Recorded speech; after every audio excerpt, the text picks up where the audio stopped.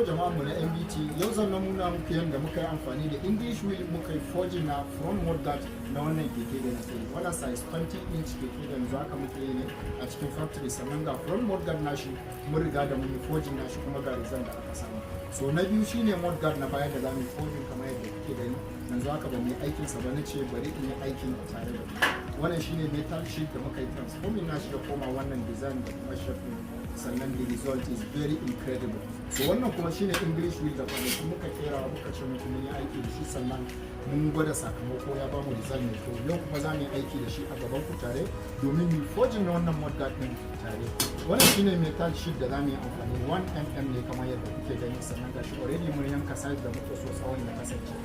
So wannan kuma shine yadda size yake, sannan kuma shi English wheel ana amfani da tayoyin nan ne depending on irin aikin da kake so ka yi a jikinsa. Kun ga idan ya kasance wannan babban nake so na yi na babba na mashin kenan, zan yi amfani da wannan wheel din ne, zo ka nuna musu. So da wannan wheel babba zan yi amfani da kuma wannan na sama.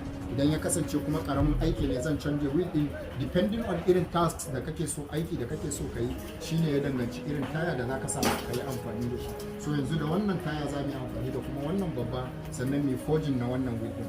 Yanzu bari mu fara daura na gaban nan a jikin frame na keken domin ku ga nan da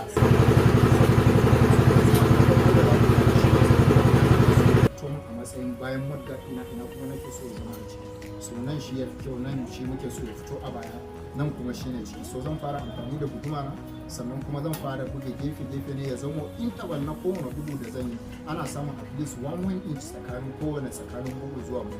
Sannan zan yi amfani da wannan wajen kamar yadda kuke ganin shi cob ne na so sosai.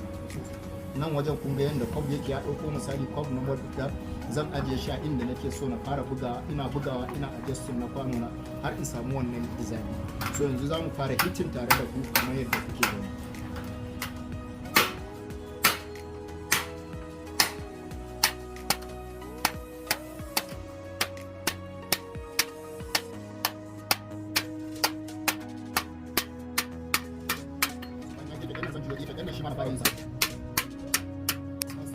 So wato wani abu da forging na mudguard shine daga lokacin da ka fara bugunsa an fara samun tensile strength na metal din ya fara canza, yana ƙara samun ƙarfi ne ba kamar da ba. Kun ga kamar yadda ɗazu yake lange shi kaɗai, da aka fara forging ya fara samun ƙarfi. So yanzu haka za mu ci gaba da stepping, dimo muna yi, dimo yana ƙara samun lankwashewa har ya kai iya adadi da muke so, sannan mu zo mu mai ƙarshe mu ci gaba da stage na biyu. So yanzu za mu ci gaba da hitting nashi domin ku ga yadda zai ci gaba da ɗaukar shi.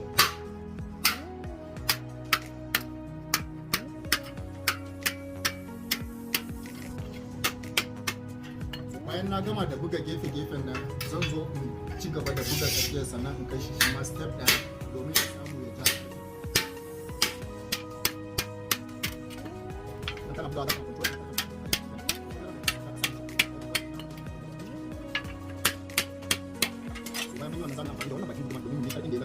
Idan ka sa a jikin English wheel zai zama yana da tauri sosai, sannan ba zai baka smoothness yadda kake bukata ba.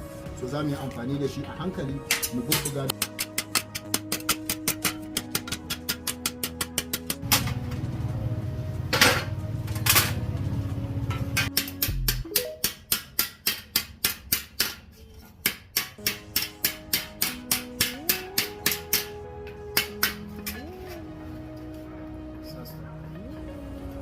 So yanzu wannan shine da result da muka samu a bugu na farko da muka yi, sannan za mu sa shi a jikin English wheel namu domin mu yi smoothing, mu ga shape din. Idan ya dauko complete circumference da muke so is okay, idan kuma ana bukatan kadi sai mu fara forging nasa a karo na biyu, sannan kuma mu ga yanda result namu ya kasance. Zo mu so kusa.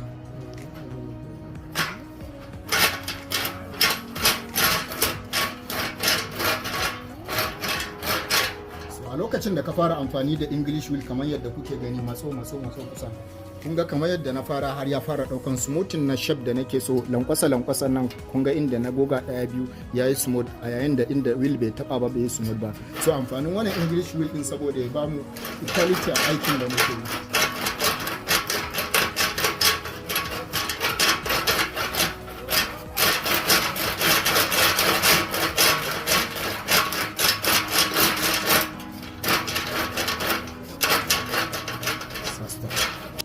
So wannan shine result da muka samu a molin namu na farko da muka yi kamar yadda kuke ga, amma sai dai ko da gani kun san cewa bai dauko shape na ainihin tayar da muke bukatan oven din ba.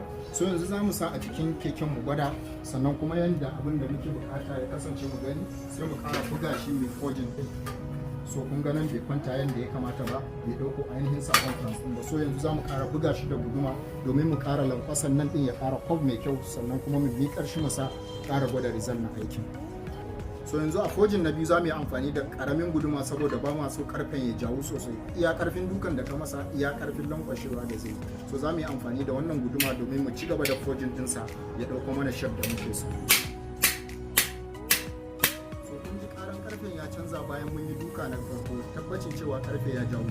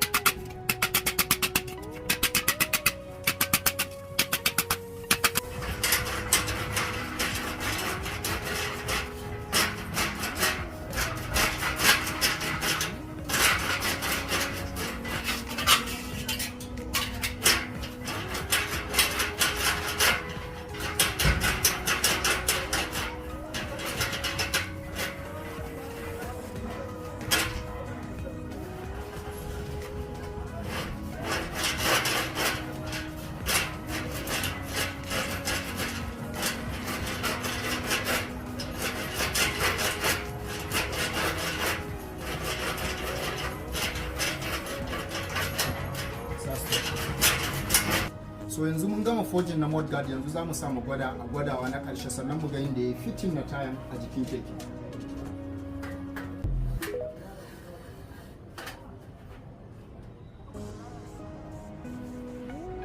So wannan shine dama abin da muke bukata a jikin keke, sannan kuma result ya samu. Yanzu abin da ya kamata mu yi shine za mu gyara edge din nan, mu samu shi waya mai forging, sannan mu gyara nan, sai mu gyara bakin nan shi ma ya zama curve.